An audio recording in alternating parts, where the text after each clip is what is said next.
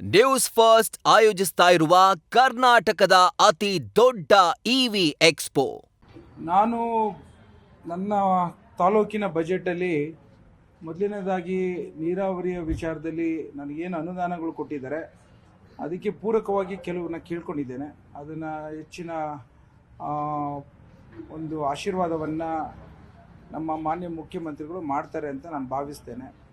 ಎರಡನೇದು medical college ಅಂತ ಕೇಳಿದ್ದೀನಿ ನನ್ನ ತಾಲೂಕಿಗೆ. ಸೊ ಹಾಗಾಗಿ ಅದು ಭಾಳಷ್ಟು ನಾನು ಕನಸೋದು, ಒಬ್ಬ ವೈದ್ಯನಾಗಿ ಮೆಡಿಕಲ್ ಕಾಲೇಜಿನ ನನ್ನ ತಾಲೂಕು ತರಬೇಕು ಅಂತ. ಸೊ ಹಾಗಾಗಿ ಅದರಲ್ಲಿ ನಿರೀಕ್ಷೆಲಿದ್ದೀನಿ. ಆಗಲಿಲ್ಲ ಅಂದರೆ PPP ಮಾಡಲೆಲ್ಲಾರು ಕೊಡಿ ಅಂತ ಕೇಳಿದ್ದೀನಿ, ಎರಡನೇದು. ಮತ್ತು ಮೂರನೇದು, ಇವತ್ತು ನನಗೆ ಬೋನಸ್ಸು 8 ತಿಂಗಳಿಂದ ನನಗೆ ಬೋನಸ್ಸು, ರೈತರಿಗೆ ಕೊಡೋಂಥ ಬೋನಸ್ಸು ಬಂದಿಲ್ಲ, ರೇಷ್ಮೆ ಬೋನಸ್ಸು. ಹಾಗಾಗಿ ಅದನ್ನು ಪರಿಪೂರ್ಣತೆಯಲ್ಲಿ ಬಜೆಟಲ್ಲಿ ಕಂಪ್ಲೀಟ್ ಮಾಡಿ ಅಂತ ಹೇಳಿದ್ದೇವೆ, ಹೆಚ್ಚಿಗೆ ಮಾಡಿ ಅಂತ ಕೇಳಿದ್ದೇವೆ ಬಜೆಟಲ್ಲಿ. ಇದ್ರ ಜೊತೆಗೆ ಮೊನ್ನೆಲ್ಲ ರೈತರುಗಳು ಬಂದು ಮುಖ್ಯಮಂತ್ರಿಗಳನ್ನ ಭೇಟಿ ಮಾಡಿದರು. ನಾನು ಸಹ ಅದರ ಹಿನ್ನೆಲೆಯಲ್ಲಿ ಇವತ್ತು ರೈತರ ಹೆಣ್ಣು ಕೊಡದೇ ಇರೋಂಥ ಪರಿಸ್ಥಿತಿ ನಮ್ಮ ಗ್ರಾಮಾಂತರ ಪ್ರದೇಶದಲ್ಲಿ ಬಂದಿದೆ. ಸೊ ಹಾಗಾಗಿ ಅದಕ್ಕೆ ಪೂರಕವಾಗಿ ಕಾನೂನಿನ ವ್ಯವಸ್ಥೆ ಅಡಿ ಏನಾದರೂ ಇನ್ಸೆಂಟಿವ್ಸ್ ಅಂತಾರಲ್ಲ, ಆ ಥರ ಕೊಡೋಂಥದ್ದಾಗಬೇಕು. ನನ್ನ ಮನೆಯಿಂದ ಒಂದು ಹೆಣ್ಣು ಮಗಳು ಒಂದು ರೈತನ ಮನೆಗೆ ಮದುವೆ ಆದರೆ ಆ ಸೊಸೆಗೆ ಏನಾರ ಒಂದು ಇನ್ಸೆಂಟಿವ್ಸನ್ನ ನನ್ನ ರಾಜ್ಯ ಸರ್ಕಾರದವ್ರು ಮಾಡಬೇಕು ಅನ್ನೋದು ಒತ್ತಾಯಪೂರ್ವಕವಾಗಿ ನಿಮ್ಮ ಮೂಲಕನೂ ನಾನು ಆಗಲೇ ಲೆಟ್ರ್ಗಳು ಬರೆದಿದ್ದೇನೆ, ಕೇಳ್ತಾ ಇದ್ದೀನಿ. ವಿವಾಹಿತ ಸೊಸೆ, ರೈತನ ಸೊಸೆಗೆ ಒಂದು ಇನ್ಸೆಂಟಿವ್ಸು, ಅವರು ಆ ಹೆಣ್ಣು ಮಗಳಿಗೆ ಮದುವೆ ಆಗೋಳಿಗೆ ಇಲ್ಲ ಅವ್ರ ಮಕ್ಕಳಿಗೆ ಅವ್ರ ರೀತಿ ನಮ್ಮ ಸರ್ಕಾರದ ವತಿಯಿಂದ ಒಂದು ಇನ್ಸೆಂಟಿವ್ಸು ಕೊಡೋಂಥದ್ದನ್ನು ಚಿಂತನೆ ಮಾಡಬೇಕು ಅನ್ನೋ ಒಂದು ಪೂರಕವಾದಂಥ ವಿಚಾರನ ನಾನು ಸರ್ಕಾರದಲ್ಲಿ ಕೇಳ್ತಾ ಇದ್ದೀನಿ. ಭಾಳಷ್ಟು ಕೊರತೆ ಆಗಿದೆ. ಇವತ್ತು ಹೆಣ್ಮಕ್ಳುಗಳು ರೈತನ ಹಳ್ಳಿಲಿ ಯಾಕೆ ಬಂದು ಮದುವೆ ಆಗಬೇಕು ಅನ್ನೋ ಪ್ರಶ್ನೆ ಕಾಡ್ತಿರೋಂಥದ್ದು ಆಚೆ ನೀವೆಲ್ಲ ನೋಡ್ತಾ ಇದ್ದೀರಿ. ನಮ್ಮಲ್ಲಿ ಹುಡುಗರುಗಳೆಲ್ಲ ಹೊರಗಡೆ ಯಾದಗಿರಿಯಿಂದ ಅಲ್ಲಿಂದ ಇಲ್ಲಿಂದ ಹೆಣ್ಮಗಳನ್ನು ತರೋಂಥ ಪರಿಸ್ಥಿತಿ ನಿರ್ಮಾಣ ಆಗಿರೋಂಥದ್ದು ನೋವು ತಂದಿದೆ. ಸೊ ಆ ಕಾರಣಕ್ಕೋಸ್ಕರ ಇದು ಆಚೆ ಮಾತಾಡೋಂಥ ವಿಚಾರ ಅಲ್ಲ, ಇರೋದನ್ನು ವಾಸ್ತವಿಕ ಇರೋಂಥದ್ದನ್ನು ನಮ್ಮ ಮಾಧ್ಯಮ ಮೂಲಕನೂ ಪ್ರತಿಯೊಬ್ಬರಿಗೂ ಹೇಳಲಿಕ್ಕೆ ಇಚ್ಛೆಪಡ್ತೇನೆ. ರೈತರ ಬದುಕು ಹಸನುಗೊಳಿಸ್ಲಿಕ್ಕೆ ವಿಶೇಷವಾದಂಥ ಒಂದು ವ್ಯವಸ್ಥೆ ನಮ್ಮ ಸರ್ಕಾರದವ್ರು ಮಾಡಬೇಕು ಅನ್ನೋದು ಭಾಳಷ್ಟು ನನ್ನ ಆಸೆ. ಈ ರಾಜಕೀಯ ಅಂತೂ ಬಹಳ ದಿನದಿಂದ ನಡೀತಾ ಇದೆ. ಇದ್ರ ಮಧ್ಯೆ ಇದೀಗ 12-13 ಜನ MLAಗಳು ವಿದೇಶ ಪ್ರವಾಸ ಹೋಗಿದ್ದಾರೆ. ಈ ಸಂದರ್ಭದಲ್ಲಿ ಇದರ ಅಗತ್ಯತೆ ಇತ್ತ? ಗೊಂದಲದ ಗೂಡಾಗಿರುವಾಗ ಒಂದು ಕ್ಲಿಯರ್ ಮೆಸೇಜ್ ಅನ್ನು ಕೊಡಬೇಕು ಹೈಕಮಾಂಡ್ ಅಂತ ಎಲ್ಲರೂ ಬಯಸ್ತಾ ಇರುವಾಗ ಈ ರೀತಿ ಮತ್ತಷ್ಟು ಗೊಂದಲ ಮಾಡೋದಕ್ಕೆ ವಿದೇಶ ಪ್ರವಾಸ ಹೋಗಿರೋದು ರಾಜಕೀಯ ನಿರಂತರವಾಗಿ ನಡೀತಾ ಇರುತ್ತೆ. ಈ ಗೊಂದಲ ಗೂಡು ಅಂತಂದರೆ ನೀವು ಸೃಷ್ಟಿ ಮಾಡ್ಕೋತಾ ಇರೋದು. ಈಗ ಏನೇನಾಗಬೇಕು ಪರಿಪೂರ್ಣತೆಯಲ್ಲಿ ನಮ್ಮ ಮಾನ್ಯ ಮುಖ್ಯಮಂತ್ರಿಗಳು ಮತ್ತು ಉಪಮುಖ್ಯಮಂತ್ರಿಗಳು ಮಾಡ್ತಾ ಇದ್ದಾರೆ. ಈ ಬಜೆಟ್ ರೆಡಿ ಮಾಡಬೇಕು, ಮುಖ್ಯಮಂತ್ರಿಗಳು ಬಜೆಟ್ ಪ್ರಿಪ್ರೇಷನ್ಸ್ ಎಲ್ಲ ಮಾಡ್ತಿರೋಂಥದ್ದು ತಾವೆಲ್ಲ ನೀವೇನು ಹೋಗಿ ನೋಡ್ತಾ ಇದ್ದೀರಿ. ಸೊ ಹಾಗಾಗಿ ಕೆಲವರು MLAಗಳು ನಿರಂತರವಾಗಿ ಕೆಲಸ ಮಾಡೋಂಥ ಹಿನ್ನೆಲೆಯಲ್ಲಿ ಕೆಲವು ವಿಚಾರಗಳನ್ನು, ಈಗ ಹೈನುಗಾರಿಕೆ ಆಗಲಿ ಇನ್ನಿತರ ರೈತರ ಕೃಷಿಯ ವಿಚಾರಗಳಾಗಲಿ ತಿಳುವಳಿಕೆಗೋಸ್ಕರ ಹೊರ ಪ್ರಪಂಚದಲ್ಲಿ ಏನು ನಡೀತಾ ಇದೆ, ನಾವು ನಮ್ಮ ಕ್ಷೇತ್ರದಲ್ಲಿ ಯಾವ ರೀತಿ ಇಂಪ್ಲಿಮೆಂಟ್ ಮಾಡಬೇಕು ಅನ್ನೋ ಹಿನ್ನೆಲೆಯಲ್ಲಿ ಒಂದು ಸ್ವಲ್ಪ ಎಜುಕೇಷನ್ಗೋಸ್ಕರ ರಿಸರ್ಚ್ಗೋಸ್ಕರ ಅಧ್ಯಯನ ಮಾಡೋದ್ರಲ್ಲಿ ಹೋಗೋದ್ರಲ್ಲಿ ವೈಯಕ್ತಿಕವಾಗಿ ಹಣದಿಂದ ಹೋಗೋದು ತಪ್ಪಿಲ್ಲ ಅಂತ ನಾನು ಭಾವಿಸ್ತೇನೆ. MLAಗಳು ಮಾಡಿದ್ರು, ಆಮೇಲೆ ಫಾರಿನಿಗೆ ಹೊರಟವ್ರು ಮಾಡಿದ್ರು, ಹೋಗ್ತೀವಿ ಅನ್ನೋದು ಹೋಗಲ್ಲ ಅನ್ನೋದು ಕದ್ದು ಮುಚ್ಚಿ ಹೋಗ್ತೀವಿ ಅನ್ನೋ ರೀತಿಯಲ್ಲಿ ಮಾತಾಡಿದ್ರು. ಆಮೇಲೆ ಅಧಿಕಾರದ ಗೊಂದಲ ಇದೆ ಅಂತ ನಿಮ್ಗೂ ಗೊತ್ತು, ನಮಗೂ ಗೊತ್ತು. ಯಾಕಿದೆ ಅಂತಂದ್ರೆ ಯತೀಂದ್ರವ್ರು ಮಾತಾಡಿದ್ದಾರೆ, ನಿಮ್ ಇಕ್ಬಾಲ್ ಹುಸೇನ್ ಅವ್ರು ಮಾತಾಡಿದ್ದಾರೆ, ನಾವು ಮಾಡ್ತಾ ಇಲ್ಲ ಅಂತ ನಿಮ್ ಗಮನಿಸ್ತಾರೆ. ಈಗ ವೈಯಕ್ತಿಕವಾಗಿ ಯಾರೇ MLAಗಳು ನಿಮ್ಮ ಹತ್ರ ಬಂದು ಏನು ಚರ್ಚೆ ಮಾಡಿರಲ್ಲ. ನೀವು ಎಲ್ಲೋ ಒಂದು ಕಡೆ ಒತ್ತಾಯದ ಮೇರೆಗೆ ಕೆಲವು ವಿಚಾರಗಳು ಕೇಳಿದಾಗ ಕೆಲವನ್ನ ವಿಚಾರಗಳು ಮಾತಾಡಿರ್ಬೋದು. ಆದರೆ ನಮ್ಮಲ್ಲಿ ಹೈಕಮಾಂಡ್ ಇದೆ. ಹೈಕಮಾಂಡಿನ 4 ಗೋಡೆ ಮಧ್ಯೆ ಅಧಿಕಾರದ ವ್ಯವಸ್ಥೆಯ ಮಾತುಗಳು ನಡೆಯುವಂಥದ್ದನ್ನು ನೀವು ಎಲ್ಲರೂ ತಿಳ್ಕೊಂಡಿದ್ದೀರಿ. ಸೊ ಹಾಗಾಗಿ ಏನು ಮುಂದಿನ ಹೈಕಮಾಂಡಲ್ಲಿ ಮುಂದಿನ ನಿರ್ಧಾರ ತೆಗೆದುಕೊತಾರೆ, ಅದು ಪೂರಕವಾಗಿ ಕಾಯ್ತಾ ಇರ್ತಾರೆ. ಯಾರಿಗೂ ಕೂಡ ಒತ್ತಾಯ ಮಾಡಿ ಇದನ್ನೇ ಹೇಳಿ ಅಂತಂದು ಹೇಳ್ಸಕ್ ಆಗಲ್ಲ ಸರ್. ಯಾಕೆ ಅಂತಂದು ಹೇಳಿದ್ರೆ ರಾಜಕಾರಣ ನಾವು ಕೂಡ ಮಾಧ್ಯಮವಾಗಿ ರಾಜಕೀಯದಲ್ಲಿ ಏನ್ ನಡೀತಾ ಇದೆ ಅಂತ ಸಹಜವಾಗಿ ಜನರಿಗೆ ತೋರಿಸ್ಬೇಕಾಗಿರುತ್ತೆ. ಹಾಗಾಗಿ ತಾವು ಗುಂಪು ಸೇರುವಂತದ್ದಾಗಿರ್ಬೋದು ಅಥವಾ ರೆಸಾರ್ಟ್ಗೆ ಹೋಗೋದಾಗಿರ್ಬೋದು, ವಿದೇಶಿ ಪ್ರವಾಸಕ್ಕೆ ಹೋಗೋದಂತ ತೋರಿಸ್ತೀವಿ ಸಹಜ. ಹಾಗಂತಂದು ಹೇಳಿ ನಿಮ್ಗೊಂದು ಕ್ಲಾರಿಟಿ ಇರ್ಬೇಕಲ್ಲ ಸರ್. ನಿಮ್ಮ ಪಕ್ಷದಲ್ಲಿ ಇರುವಂತ ಶಾಸಕರು ಒಬ್ರು ಹೋಗ್ತೀವಿ ಅಂತಾರೆ, ಒಬ್ರು ಹೋಗಲ್ಲ ಅಂತಾರೆ, ಒಬ್ರು ಡಿ ಕೆ ಶಿವಕುಮಾರ್ ಅವರು ಸಿಎಂ ಆಗ್ಬೇಕು ಅಂತಾರೆ, ಒಬ್ರು ಅಲ್ಲ ಈಗ ನೋ ಪೊಲಿಟಿಕಲಿ ನೀವು ಕನ್ವರ್ಟ್ ಮಾಡ್ತಾ ಇದ್ದೀರಿ ಅಂತ ನಾನು ಭಾವಿಸ್ತೀನಿ. ನಾನು ತಿಳಿದಂಗೆ ನಮ್ಮನ್ನ ಯಾರು ಒಟ್ಟಿಗೆ ನೀವು ಹೇಳ್ದಂಗೆ ಗುಂಪಾಗಿದ್ದೀರ, ನಾನು ಕರೆದಿರೋರು ಯಾರು. ಸೊ ಹಾಗಾಗಿ ನನಗೆ ಯಾರು ಇನ್ವೈಟ್ ಮಾಡಿಲ್ಲ. ನನಗೆ ನನ್ನ ತಾಲೂಕಲ್ಲಿ ಸಾಕಷ್ಟು ಕೆಲಸಗಳಿದೆ. ನಾನು KDP ಮೀಟಿಂಗ್ ಮಾಡ್ತಾಯಿದ್ದೀನಿ, ನನ್ನ ಹಲವಾರು ಜನತಾ ಸಂದರ್ಶನ ಮಾಡ್ತಾಯಿದ್ದೀನಿ. ಸೊ ಈಗಲೂ ನೋಡಿದ್ರಿ ಜನಗಳ ಒಂದು ವ್ಯವಸ್ಥೆಯಲ್ಲಿ ತೊಡಗಿಸ್ಕೊಂಡಿದ್ದೀವಿ, ಭಾಳಷ್ಟು ವಿಚಾರಗಳಿದೆ. ಸೊ ಹಾಗಾಗಿ ನಾನು ಇವಾಗ ಪ್ರವಾಸಿಗಳ ವಿಚಾರದಲ್ಲಿ ನೀವು ರಾಜಕೀಯದ ಲೇಪವನ್ನು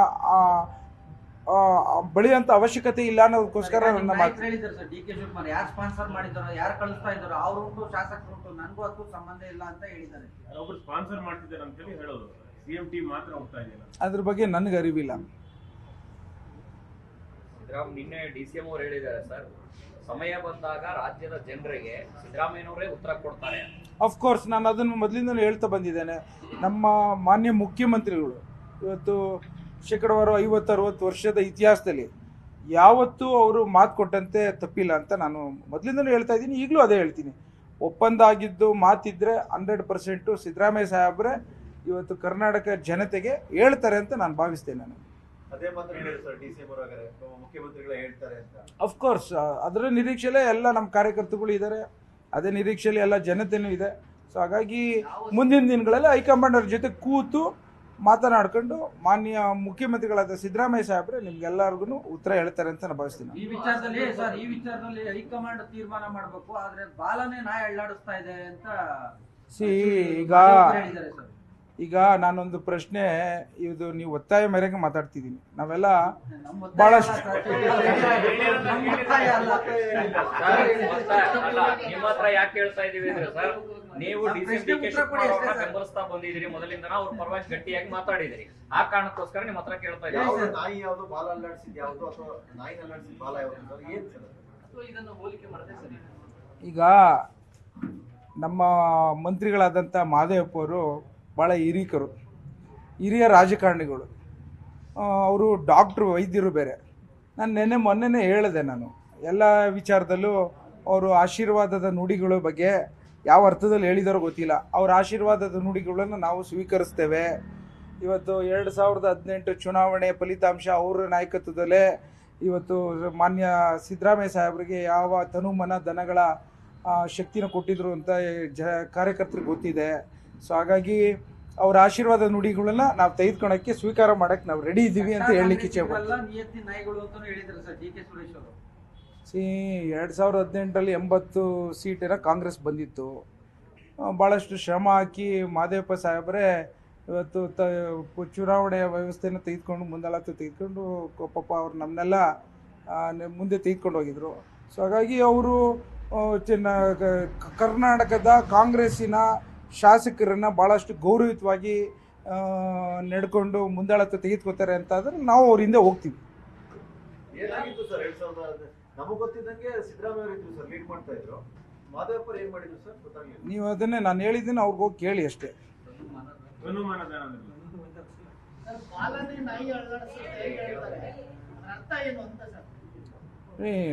ಈಗ ನಾಯಿಗೆ ಬಾಲ ಇದ್ರೆ ಶೋಭೆ. ಅವ್ರು ಯಾವ್ಯಾವುದಕ್ಕೆ ಎಲ್ಲೆಲ್ಲಿ ಯಾವ ರೀತಿ ಕಂಪೇರ್ ಮಾಡ್ತಾರೆ ಅನ್ನೋದನ್ನು ನೀವು ಅವ್ರನ್ನೇ ಹೋಗಿ ಕೇಳಬೇಕು. ನಾವೊಬ್ಬ ಹಿರಿಯ ಶಾಸಕನಾಗಿ, ಒಬ್ಬ ಕ್ಯಾಬಿನೆಟಲ್ಲಿ ಹಿರಿಯ ಮಂತ್ರಿಗಳಾಗಿದ್ಕೊಂಡು ಕಾಂಗ್ರೆಸ್ಸಿನ ಕಾರ್ಯಕರ್ತರು, ಶಾಸಕರು ಅವ್ರ ಕಡೆ ಮುಖ ಮಾಡಿ ನೋಡೋಂಥದ್ರಲ್ಲಿ ಒಳ್ಳೆ ನುಡಿಗಳು ಬರೋಂಥದ್ದನ್ನು ಅಪೇಕ್ಷೆ ಪಡೋಂಥ ಬದುಕು ನಮ್ಮದು. ಇವತ್ತು ಸಾಕಷ್ಟು ಜನ ರೈತರುಗಳು ಸಮಸ್ಯೆಗಳಲ್ಲಿ ಬೆಳಳ್ಕೊಂಡು ಅವರು ನೋಡ್ಕೊಂಡಿದ್ದಾರೆ. ಈ ರೀತಿ ಹೇಳಿಕೆಗಳಿಂದ ಶೋಭೆ ತರಂಥದ್ದಲ್ಲ ಅನ್ನೋದು ಮತ್ತೊಮ್ಮೆ ಒತ್ತು ಕೊಟ್ಟು ಹೇಳ್ತಾ ಇದ್ದೀನಿ ನಾನು.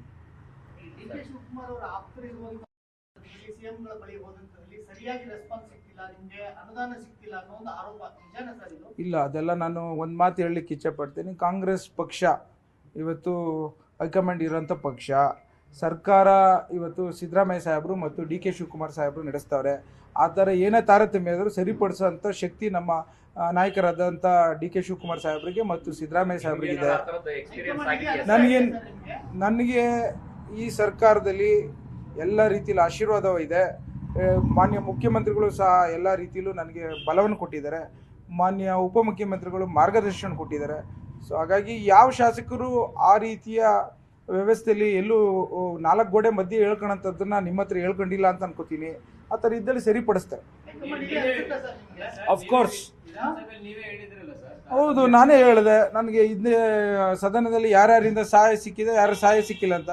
ಸರಿಪಡಿಸೋ ಕೆಲಸ ಮಾನ್ಯ ಮುಖ್ಯಮಂತ್ರಿಗಳು ಮಾಡಬೇಕು ಅಂತಲೇ ಕೇಳಿದ್ದೆ, ಮಾಡಿಕೊಟ್ಟಿದ್ದಾರೆ ಅಂತ ಹೇಳಲಿಕ್ಕೆ ಇಚ್ಛೆ ಪಡ್ತೇನೆ ನಾನು. ಈಗ ಸರ್ಕಾರ ಮಾಧ್ಯಮಗಳ ಮೇಲೆ ನಿರ್ಬಂಧ ಹಾಕಲಿಕ್ಕೆ ಹೊರಟಿದೆ ಸರ್. ನಿನ್ನೆ ಒಂದು ವಾರ್ತಾ ಇಲಾಖೆಯಿಂದ ಒಂದು ಆದೇಶ ಆಗಿದೆ. ಏನಂತಂದು ಹೇಳಿದ್ರೆ ವಿಧಾನಸೌಧದಲ್ಲಿ ಎಲ್ಲೂ ಕೂಡ ನಾವು ರಾಜಕಾರಣಿಗಳನ್ನ ಒಂದೇ ಪ್ಲೇಸ್ ಅಲ್ಲಿ